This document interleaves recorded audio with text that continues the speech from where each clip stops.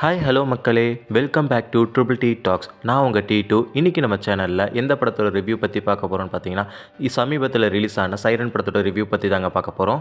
இந்த படத்தோட டேரக்டர் யாருன்னு பார்த்தீங்கன்னா ஆண்டனி பாக்யராஜ். இதுதாங்க இவருக்கு ஃபஸ்ட்டு படம்.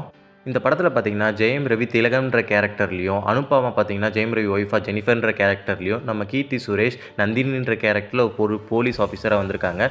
யுமினா பார்தவி பார்த்தீங்கன்னா ஜெயம் ரவியோட பொண்ணாக நடிச்சிருக்காங்க. சமுத்திரகனி நாகலிங்கம் IPS நடிச்சிருக்காரு.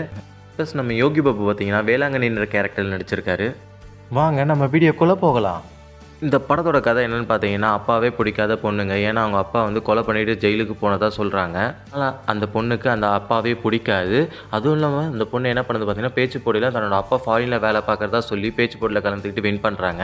அப்படியே இந்த பக்கம் பார்த்தீங்கன்னா, நம்ம கதாநாயகன் ஹீரோ திலகம் என்ன பண்ணுறாரு பார்த்தீங்கன்னா, ஜெயிலேருந்து என்ட்ரி கொடுக்குறாரு. அவரோட அம்மா பார்த்தீங்கன்னா பரோலுக்காக அப்ளை பண்ணியிருக்காங்க. அது விஷயமா பேசுறதுக்காக அந்த இன்ஸ்பெக்டர் கூப்பிட்ருக்காரு. அதுக்கப்புறம் அவருக்கு பரோல் கழித்து வெளியில் போக அந்த நேரம் பார்த்து நிறைய கொலைகள் நடக்குதுங்க.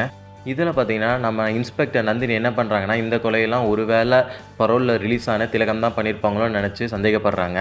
அதுக்கப்புறம் மாற்றி கன்ஃபியூஷன் போக இவர் தான் பண்ணாருன்னு ஒரு பக்கம் வர, இல்லை வேறு 2 பேர் தான் பண்ணாங்கன்னு இன்னொரு பக்கம் வர, கடைசியாக இந்த கொலையெல்லாம் யார் தான் பண்ணுறாங்கன்றதை கண்டுபிடிக்குதாங்க இந்த கதை. இது கூட சேர்ந்து நம்ம ஜெயம் ரவி ஆம்புலன்ஸ் டிரைவராக ஒர்க் பண்ண காலத்தில் அவர் எப்படிலாம் உயிரை காப்பாற்றினார், அப்போ என்னெல்லாம் நடந்துச்சுன்னு காட்டுறாங்க.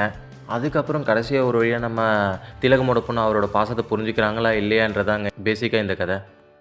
இந்த படத்தோட பாசிட்டிவ்ஸ்ன்னு எனக்கு படுறது நான் இப்போ சொல்கிறேங்க. இந்த படத்தோட பாசிட்டிவ் சைடுன்னு பார்த்தீங்கன்னா, நம்ம ஜெயம் ரவி ஆக்டிங் தான் மெயின்னு சொல்லாங்க. ஏன்னா அந்தளவுக்கு சூப்பராக வேர்சடைலாக ஆக்ட் பண்ணியிருக்காரு. இல்லாமல் இந்த படத்தில் அவங்களுக்கு கொடுத்த ரோலை கரெக்டாக ப்ளே பண்ணியிருக்காங்கன்னே சொல்லலாம்.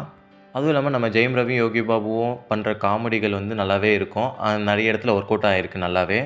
மெயினாக இந்த கதையே ஒரு வித்தியாசமான கதைங்க. இது ஒரு நல்ல ஈர்ப்புள்ள கதைனே சொல்லலாம். ஏன்னு பார்த்தீங்கன்னா, இப்போ பார்த்தீங்கன்னா தப்பே செய்யாமல் எத்தனை பேர் தண்டனை அனுபவிக்கிறாங்க, அவங்களோட வலி வேதனைகளை சூப்பராகவே எடுத்து சொல்லியிருக்காங்க. இந்த படத்தில் ஃபஸ்ட் ஆஃப் பார்த்தீங்கன்னா செம்மையாக சொல்கிறாங்க. உண்மையிலே வேறு லெவலுங்க. இந்த படத்தோட இன்னொரு ப்ளஸ்ன்னு பார்த்தீங்கன்னா விஷுவல் தாங்க. விஷுவலாக இந்த படம் பார்க்கறதுக்கு உண்மையிலே சூப்பராக இருக்குது. எந்த இடத்துலையும் போர் அடிக்கிற ஃபீல் இல்லை. எல்லாருமே பார்த்தீங்கன்னா இந்த படத்தை ஒரு தடவை பார்க்கலான்ற மாதிரி தான் இருக்குங்க. இந்த படத்தில் எனக்கு நெகட்டிவாக பட்டது என்னென்னு பார்த்தீங்கன்னா, மெயினாக சொல்லணும்னா செகண்ட் ஹாஃபில் பண்ண ஸ்க்ரீன் ப்ளே தாங்க. ஏன்னா எந்த சீனை முன்னாடி வைக்கணும், எந்த சீனை பின்னாடி வைக்கின்ற ஒரு கன்ஃபியூஷன்ஸில் டேரக்டர் எடுத்த மாதிரி இருந்துச்சு. ஏன்னா முன்னாடி வர சீனை பின்னாடி வச்சுருக்காரு. அது எந்த சீன்னு பார்த்தீங்கன்னா, இவர் ஒரு சில கொலையாளிகளோட பேட்டனை ஜெயில் மூலமாக கற்றுட்ருப்பார். அந்த சீனை முன்னாடி வச்சுட்டாங்க. ஆனால் அதுக்கப்புறம் பார்த்தீங்கன்னா இவர் கொலை பண்ணலன்ற மாதிரி காட்டுவாங்க.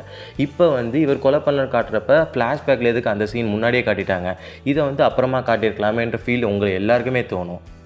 இன்னொரு நெகட்டிவ் இந்த படத்துக்கு பார்த்தீங்கன்னா எமோஷன் தாங்க. இந்த படத்தில் என்ன தான் அப்பா பொண்ணோட சென்டிமெண்ட் காட்டியிருந்தாலும் அது இன்னும் கொஞ்சம் இன்டெப்த்தாக காட்டியிருக்கலாம்னு தோணுச்சு.